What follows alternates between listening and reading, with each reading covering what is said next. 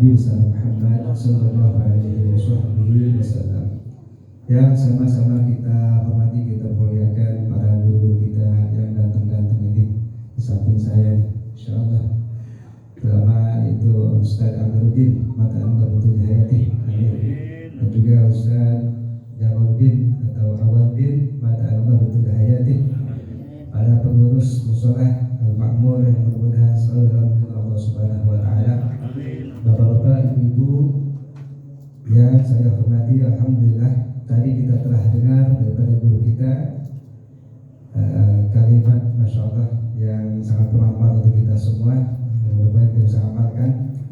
Saya hanya menambahkan sedikit bahwasanya memang kita perlu untuk persiapan di dalam menyambut bulan suci Ramadan.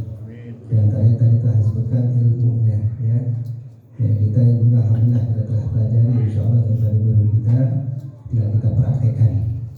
Namun yang selanjutnya itu yang kita persiapkan adalah persiapan zahir dan batin. Batin, ya alhamdulillah kita telah persiapkan dari bulan Rajab. Kita istighfar kepada Allah Subhanahu wa taala, minta ampun, bersolawat, tasbih, insyaallah dosa-dosa kita yang kita perbuat, yang kita laksanakan khilaf kita daripada perbuatan-perbuatan maksiat dan di bulan Rajab, yakin kita ya bahwasanya Allah Subhanahu wa taala Maha Pengampun. Khususnya kita diampuni dosa kita insyaallah semuanya. Amin ya rabbal alamin. Namun kita juga jangan lupa kita masih ada hubungan sesama kita yang namanya hablum minan nas. Ya. Nah, ini juga kita harus saling memaafkan. Ya, bahkan nanti di malam Idul Sya'ban tuh yang memang nggak dimaafkan dosa-dosanya kecuali mereka tobat adalah orang-orang yang tidak berbaikan sesamanya. Bahkan dengan kerabat memutuskan tali silaturahim itu nggak bakal diampuni, itu diterima tobatnya di malam Idul Sya'ban. Untuk itu kita persiapkan tuh, ya kita saling memaafkan sesama kita. Ya, kalau memang terkadang kita untuk minta maaf agak sulit, ya terkadang kita minta maaf agak malu, atau yang kita berbuat salah atau khilaf kepada kita, kepada saudara kita atau teman kita atau kerabat kita, ya ada yang kamu maafin umpamanya, atau juga mungkin orangnya udah nggak ada, ya kemana, ya, atau meninggal dunia, yang kita masih punya sangkut paut ya kesalahan. Nah tentunya itu harus kita selesaikan di dunia ini, jangan sampai terbawa ke akhirat. Nah, itu kalau kita bawa sampai akhirat, membuat kita nanti sengsara, menghalangi kita untuk masuk surga Allah Subhanahu wa taala. Namun kita jangan kecil hati, ya jangan dari Rasulullah SAW untuk kita meminta maaf atau melaksanakan hak-hak mereka yang kita zalimi. Nah, maklum kita sebagai manusia pastilah kita punya salah di antara kita. Itu mengistighfarkannya, ya, memintakan ampun kepada orang-orang yang kita berbuat salah kepada mereka, kita khususkan. Bahkan kita disunahkan untuk kita memintakan ampun kepada kaum muslimin muslimat, ya, yang mana dalam satu riwayat pernah Rasulullah SAW datang kepada rumah Siti Aisyah radhiyallahu anha. Mungkin ini juga kita sering dengar, ya, tapi nggak apa-apa. Kalau atau akhlak, ya, yang kita bawa jangan enak, yang manis. Pernah Rasulullah SAW datang kepada rumah Siti Aisyah radhiyallahu anha di malam hari. Lalu singkat cerita Rasulullah SAW memberikan wasiat kepada beliau Siti Aisyah. Ya tentunya ini wasiat juga berlaku kepada kita sebagai umat. Ya. Beliau mengatakan kepada Siti Aisyah, wahai Siti Aisyah, wahai Aisyah, ya jangan kau tidur sebelum kau melaksanakan perkara. Yang pertama, jangan kau tidur sebelum kau melaksanakan khatam Quran. Yang kedua, jangan kau tidur sebelum kau mendapatkan syafaat dariku dan juga dari Nabi sebelum aku.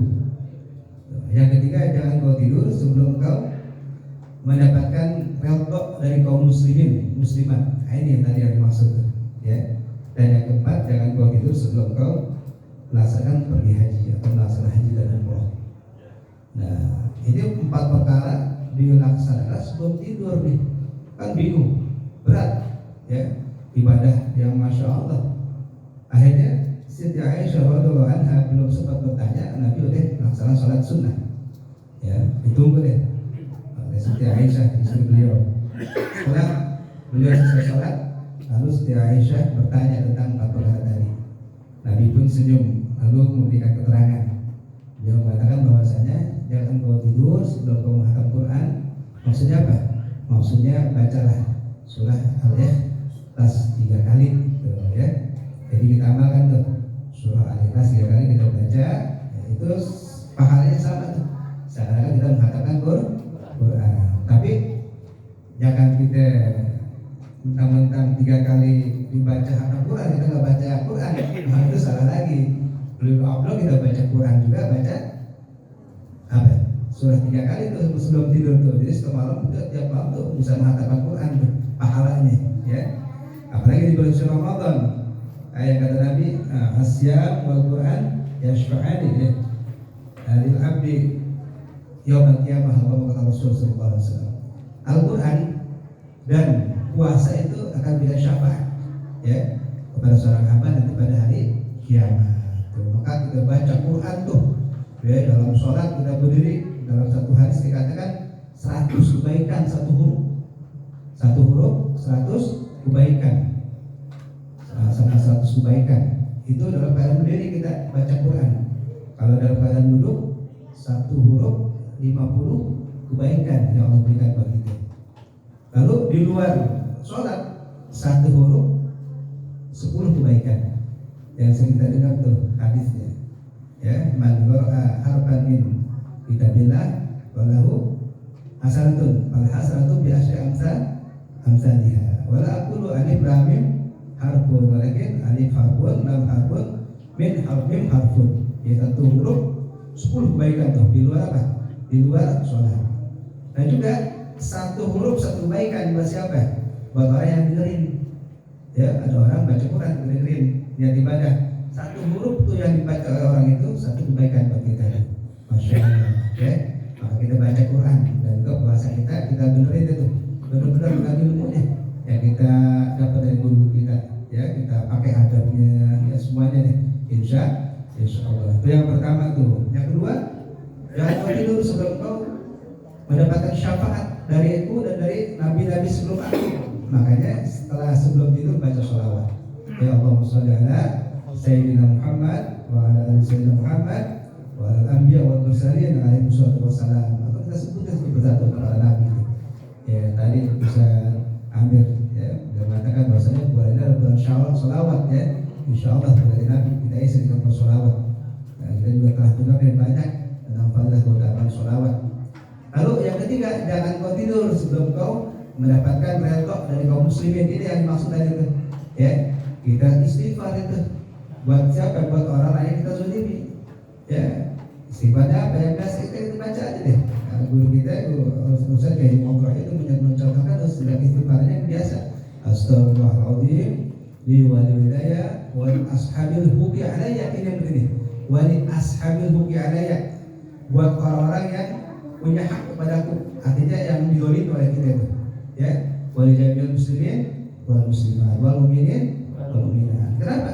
Karena itu penting, jangan sampai nanti di akhirat kita menjadi orang yang apa? Orang yang muflis, orang yang bangkrut, orang yang pailit. Siapa itu orang yang muflis, orang yang bangkrut tuh? Orang yang meninggal dunia pada hari kiamat tuh ya, bawa pahala sholat, bawa pahala apa itu? Zakat, puasa, haji dan sebagainya, tapi juga bawa dosa. Dia ngomongin orang sini, gibah sini, fitnah sini, zalimi orang ya, yang nggak sengaja atau tidak sengaja tuh. Nanti di akhirat ya, orang-orang yang zalimi datang tuh minta haknya. Dengan bayar apa? Bayarnya banyak duit. Di sini insya Allah bisa kita bayar pakai duit. Di sana nggak ada, pakai amal kita ya. Amal kita tuh diambil. Ya, amal kita nggak cukup, dosa itu bagaimana kita, makanya bangkrut benar. Makanya kita masih ada kesempatan kita nih di dunia, kita istighfar ya. Kalau kita bisa langsung orangnya kita punya dosa kita ngomong ya, kita punya utang kita bayar. Tapi kalau tadi itu nggak memungkinkan untuk kita bicara atau kita udah ketemu lagi orangnya, kita istighfarin salah satu itu. Insya Allah nanti di akhirat ya ketika dia nagih tuh ya haknya kita bayar dengan istighfar kita kepada dia, insya Allah dimaafin nanti begitu ya. Nah yang terakhir, jangan kau tidur sebelum kau melaksanakan haji dan umroh. Nah baca itu kata Nabi, apa bacaannya? Subhanallah walhamdulillah wa la ilaha illallah wallahu akbar wa la haula wa la quwwata illa billahil aliyyil azim. 3 kali. Nah ini 4 perkara nih wasiat ya, enteng sebelum tidur kita kerjain. Tapi pahalanya, faedahnya masya Allah buat kita, baik itu pahala dunia, kebaikan dunia apa di akhirat nanti. Ya masih ada pembicara lagi, kita mintakan jadi bareng-bareng deh ya.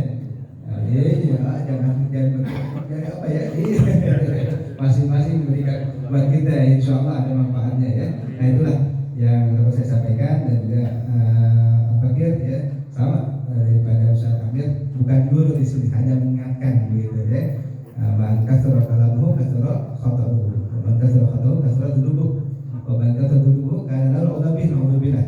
Orang yang banyak bicara banyak salahnya, orang yang banyak salahnya banyak dosanya pasti itu ya. Nah kalau gitu Al-Fakir guru semua mewakilkan banyak ngomongnya di sini, pasti ada salah-salah kata.